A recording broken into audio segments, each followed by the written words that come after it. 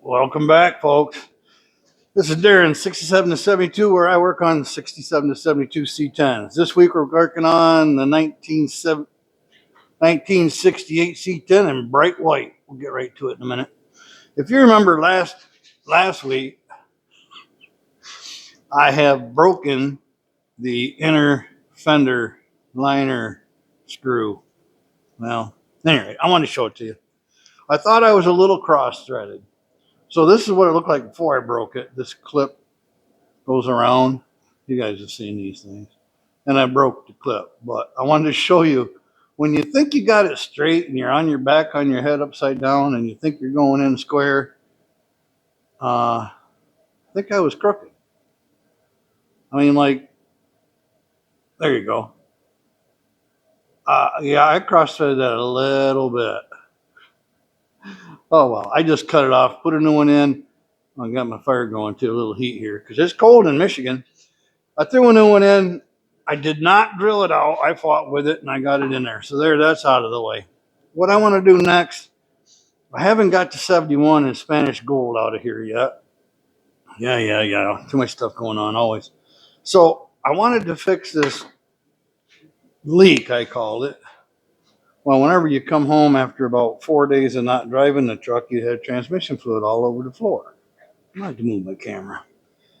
And this is the seal that goes into the transmission here. I'll do it upside right for you so you understand. Then your dipstick sticking out. Well, I bought a new O-ring, although the other one didn't look bad. I thought, I got O-rings. I'll buy the right one for like $5. And I think I paid 10 cents for the ones on my kit. The issue is, I don't trust it yet. This ridge here, expanded part, is what stops it on the top of the transmission. This is the sealing surface. I'm going to put urethane above the sealing surface up here so that I have a second sealing surface at the top of the transmission case. What happens is, when you don't drive the vehicle, all the transmission fluid will leak out of the torque converter. Sometimes it takes a day, sometimes 3 days, sometimes 3 weeks, 3 months, never. As they get older, they leak down. There's an inner seal. But at any rate, what happens is when it overflows, or when that torque converter leaks down, the transmission will theoretically go over full. It'll backfill this tube until it reaches the level in the transmission. It may only go up an inch or two. Well, if you're leaking here, that's a quarter or two for it to go up an inch or two in this. I'm surmising, guesstimation. So I opened some urethane, but I wasn't paying attention, and it's white. I bought it because I'm working on a white truck, and I thought it'd be nice to have it in case it showed, and now I'm using it on a different truck. It doesn't matter what color it is. It just might show, and somebody will think, that's weird. So my thought is, just put it on here. Oh, I started the truck today, about 20 minutes ago, and I put it in gear, and I let the fluids all get inside the transmission and reloaded the torque converter. So it's not going to leak down for another day or two. Plus, there's a quarter or two on the floor. So I'm just going to run a little bead around the top of this. Now, this is urethane. I assume it's the same as around the windshield. So it's messy. Although it doesn't quite act like windshield urethane. They use the word urethane, so I'm trusting it's the same thing. Yeah, I'm putting too much on there. I don't care. I don't want it to leak. We'll talk about saving this in a minute. So that's all I'm doing. I got a paper towel. This stuff will get on everything. Now, when it's black, it's kind of funny when it gets on everything, because you get black on your face and everything else. The white makes just as much of a mess. It just don't seem to be as noticeable. So I'm going to smear that around on there. I want it, I don't know, worked into any scratches and pressed firmly on the metal surface. And then I'll walk you over there, and we're going to get this done. Give it a couple days to dry, and then I'll go put it in storage. I mean, I say in a couple days. I don't say anything anymore. I'll take it to storage in the next week or two. Oh, when I get a chance.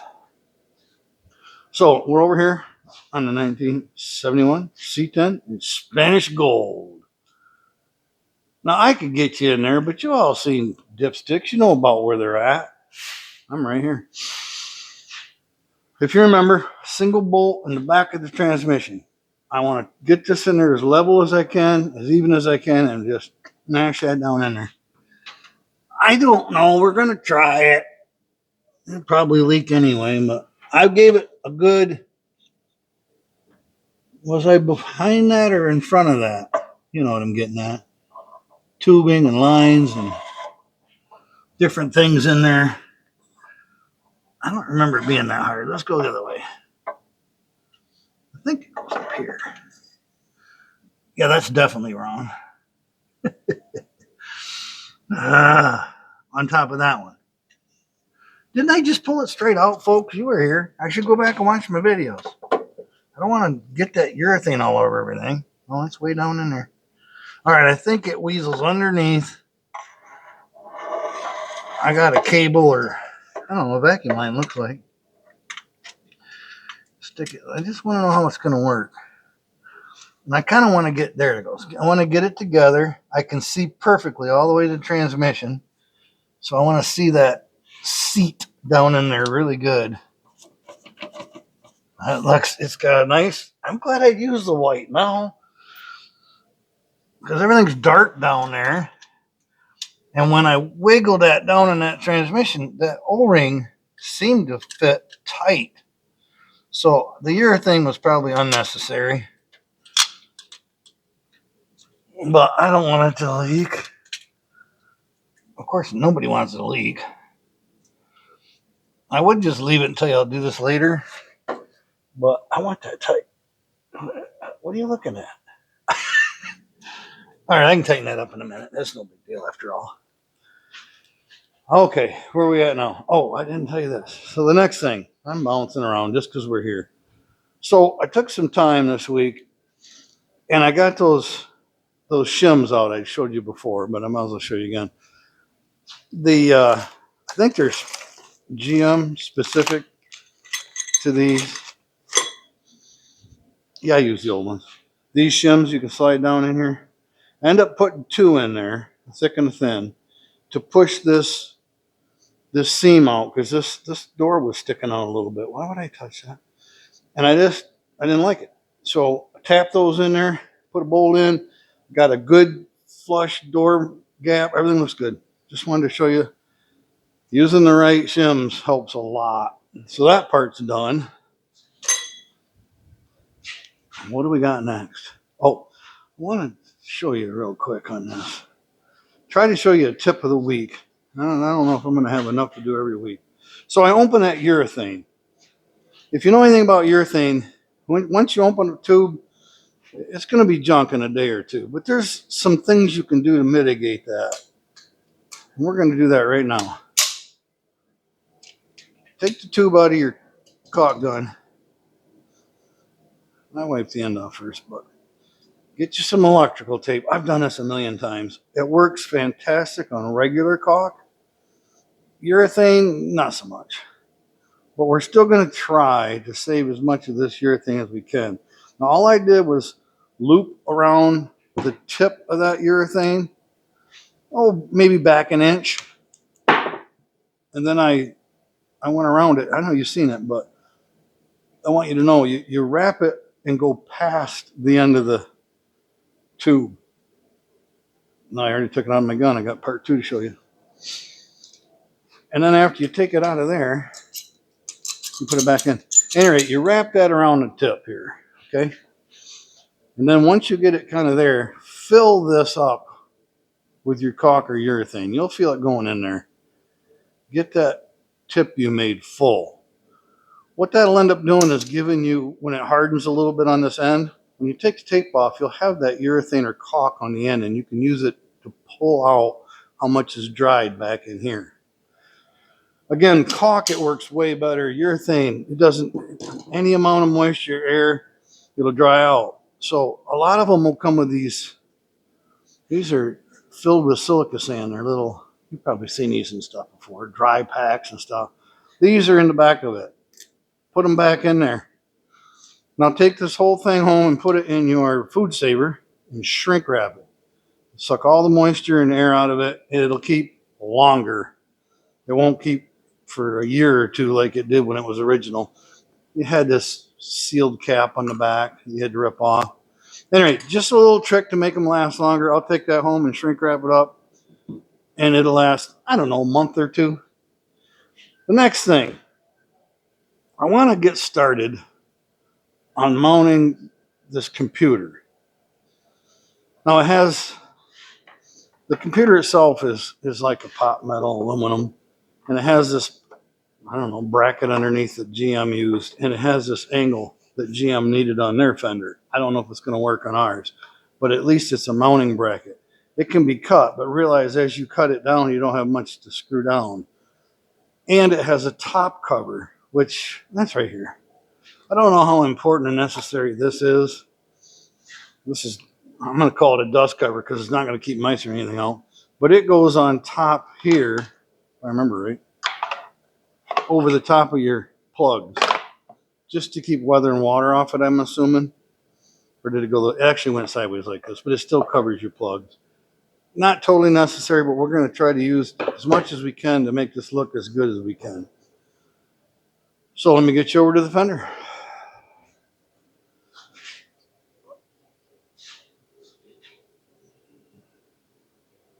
Yeah, I don't know what you can see and can't see. I don't know what you've seen and haven't seen, but this is where we're working for the next little while. I don't really know what to do with this, so we're going to have to just fight through it. This is the beginning of wiring, but we're not doing all wiring today. It's just trying to get all the computerized stuff somewhere. So we want to mount that computer somewhere over here, but remember your washer fluids go in here, your overflow tank goes in here. So down in this fender well is probably not a good spot. I tried to set it here, but it kind of interferes with the brake lines and what have you. It fit really nicely towards the front, but remember we have our original wiring we're going to have to put in here. So it's not going together as easy as I thought it would. And by golly, there's a lot of wires. LS stuff, you know. And this has been rewired to another truck once already. So you do run into issues with that. I got to get something to cut that zip tie. You know, somebody mounted it before me and maybe even somebody before them. So those wires are twisted and they're not in line. But, you know, suck it up and figure it out. I know Tom's not fussy about, you know, making this look show quality under here, but we still want it to be respectable. Somebody's going to want to look under the hood, right? And don't even ask me what these go to. I couldn't begin to even guess. This is going to be a lot more pulling and fighting than I anticipated. I can tell already. Just get some of them ground wires and what have you out of the way. And somebody has a makeshift bracket here, which that's fine. It worked for what they were doing.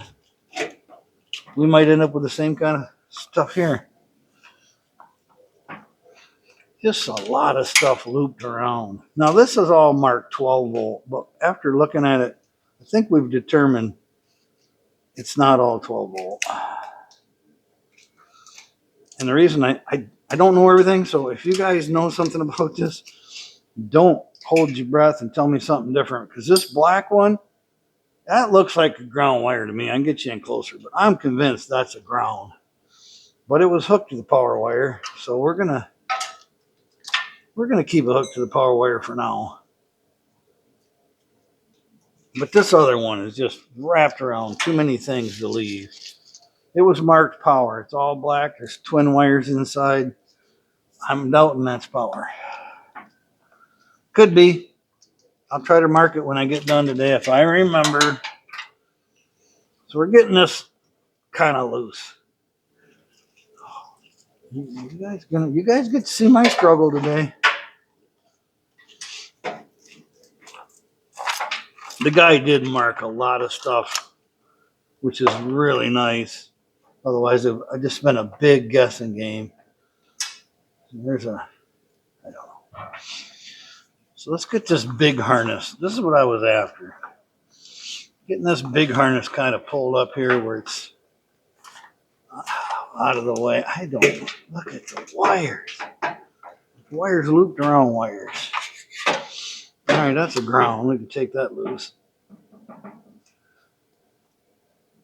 Oh my goodness. Self tappers. Can't hardly do them by hand.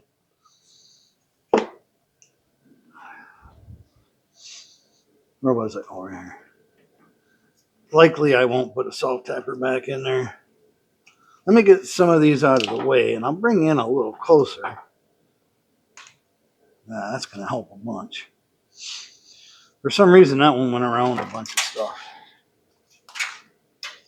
Okay, back to this. What I'm trying to get weaseled out of here is, this is a fuse box. It's a small fuse box. I don't know if it's stock or what. It's only got 1, 2, 3, 4. It looks like 7 fuses and 3 relays. You want to get that up someplace where it's accessible. Boy, I know we got a lot of wire, just don't know where we're going to put it all. There's a lot of it. Yeah, we're still trying to. This is our main one. You can see that.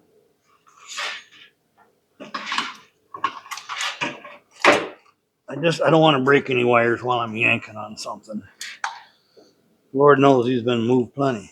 Anyway, we're back up here to our main plugs. These have to be put somewhere where it's going to end up on that computer box I showed you. I got to believe we're going to go back in here. Even though I don't know there's a lot of room, we're going to have to make it work. There's just no place else to go with it. We're getting there.